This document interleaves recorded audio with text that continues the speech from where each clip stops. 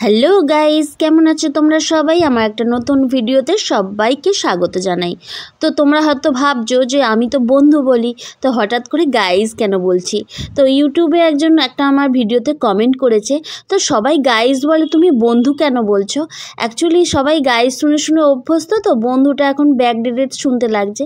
তো আমার তো বলা নিয়ে কথা, একটা বললেই হলো, আর যারা শুনছে তারা বুঝলেই হলো। তো যাই হোক, আজকে রেডি হয়ে গেছে, একটা বিয়ে বাড়ি যাবো, চলো ওখানে গিয়ে কথা বলছি।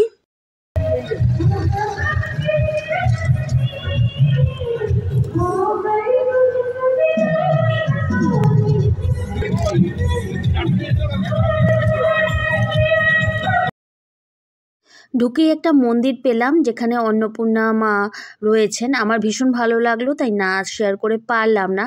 আর এমন গান গাইছিল যেটা আমি মিউট করে দিতে বাধ্য হলাম। মানে কপিরাইট যদি কেউ ইচ্ছা মানে নাও থাকে, এই গানটার জন্য কপিরাইট আমাকে দিয়ে দেবে। তো ভাবলাম চলো এটা মিউটই করে দিই। আর এত সুন্দর ডেকোরেশন হয়েছিল, খুবই ভালো লাগলো জায়গাটা। মানে এই ব্যাঙ্কোয়েটটা আমি প্রথমবার এসেছি, কিন্তু আমার ভীষণ ভালো লাগলো আগেরগুলোর থেকে। দেখো ওয়েলকাম করা রয়েছে এখানে, তাদের যে একটা ফটোশ্যুট করা হয়েছে সেইগুলো খুব সুন্দরভাবে ফেস্টুন করে লাগিয়েছে, আমার ভালো লেগেছে। আর এই হচ্ছে আমাদের যে যার বউ ভাতে গেছিলাম। অ্যাকচুয়ালি এখন তো বউ ভাত এখন তো বলে না, যাই হোক আমি বাংলা পাতি ভাষায় বললাম বউ ভাতে এসেছি। দেখো লেহেঙ্গা পরেছিল, খুব সুন্দর লেহেঙ্গার কালারটাও খুব সুন্দর, দেখতেও ভালো লাগছে। তো তোমাদের সাথে যেটুকুনি পারলাম শেয়ার করলাম নিজের মতো করে। তো যদি কোনো রকম ভুলচুক হয় তো সে একটুখানি কনসিডার করে নিও। তবে তোমাদের সাথে আমি আরেকটা মনের কথাও বলছি এই ভিডিওটা শেয়ারের মাঝেই। তো এখন ফেসবুকে যেটা হয়েছে, মানে শেখানোর লোক বেড়ে গেছে, শেখার লোক কমে গেছে। অ্যাকচুয়ালি মানুষ সবাই শেখাতে শুরু করে দিয়েছে, আর হয়তো বেশ কিছু মানুষ শেখার চেষ্টা চালিয়ে যাচ্ছে। তো যতই তুমি টেকনিক শেখো না কেন, যদি কনফিডেন্টলি নিজেকে কাজের অভিজ্ঞতার মাধ্যমে যদি না শেখো, তাহলে যতই তুমি টেকনিক শেখো না কেন সেখানে কিন্তু তুমি সফল হতে পারবে না। নিজের অভিজ্ঞতার মাধ্যমে যে শেখাটা, সেটা কিন্তু আসল শেখা। তো অনেক সময় আছে না, যে কনফিডেন্টলি কোনো কাজ করলে সেটা কিন্তু ভুল হলেও কিন্তু কেউ ধরতে পারবে না। তোমাদের একটা গল্পের মাধ্যমেই কথাটা বলছি। রাস্তায় একজন আমাকে টাইম জিজ্ঞাসা করেছিল।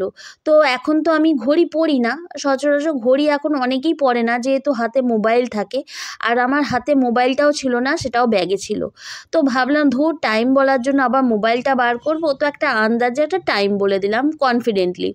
তো যখন বললাম, সে টাইমটা শুনে কিন্তু চলে গেল, যে হ্যাঁ ঠিকঠাকই টাইম বলেছে, সেটা বিশ্বাস করেই চলে গেল। কিন্তু এইটাই যদি তোমরা দেখবে, ভালো করে ঘড়ি দেখে যদি আমতা আমতা করে টাইমটা বলো না, সে কিন্তু ভাববে নয় আর ঘড়ি বন্ধ, আর না হলে জেনে বুঝে আমাকে টাইমটা ভুল বলছে, না হলে এত হেজিটেট করে বলছে কেন। তো সে ডেফিনেটলি আরেকজনকে জিজ্ঞাসা করে কনফার্ম হবে, এটা বাস্তব। এটা আমার জায়গায় যদি অন্য কেউ করে, সেটাও তার কাছে একই ঘটনা ঘটবে। কিন্তু আমি একটা জিনিস বলছি, টেকনিক হচ্ছে ঘড়ি, কিন্তু কনফিডেন্সটাও একটা বিশাল ম্যাটার করছে সামনের মানুষকে শিওর করতে। তো নিজের কাজের মাধ্যমে অভিজ্ঞতা যে শেখাটা হয়, এটা কিন্তু একটা আলাদা মাত্রা আনন্দ আছে, এটা আমি ভীষণভাবে বিশ্বাস করি। তো যেটা হয় সেটা একদম খাঁটি শেখা হয়, এটার মধ্যে কোনো ভেজাল থাকে না। তবে হ্যাঁ, সময়টা একটু বেশি লাগে, এ বিষয়ে কোনো সন্দেহ নেই। তো ভিডিওটা কেমন লাগলো একটা কমেন্ট করে জানিও, আর ভালো লাগলে লাইক করো। আর যখন ভিডিওটা সামনে আসবে তখনই দেখো, তবে হ্যাঁ দেখলে ঠকবে না। আর এখানে যে খেতে বসেছি না, অনেক লাইন টাইন দিয়ে, মানে অ্যাকচুয়ালি রেশন দোকানেও এত লাইন পড়ছে না এখন আর, যতটা বিয়েবাড়িতে খাবারের জায়গায় লাইন পড়ে। তবে আমি যেটুকুনি খাই সেটুকুনি শেয়ার করতেও পারলাম না, যাই হোক তুলতেই পারলাম না। তো পানটা স্টল থেকে নিয়েছি। আর দেখা হবে আবার আগামী ভিডিওতে, ততক্ষণের জন্য টাটা, বাই বাই।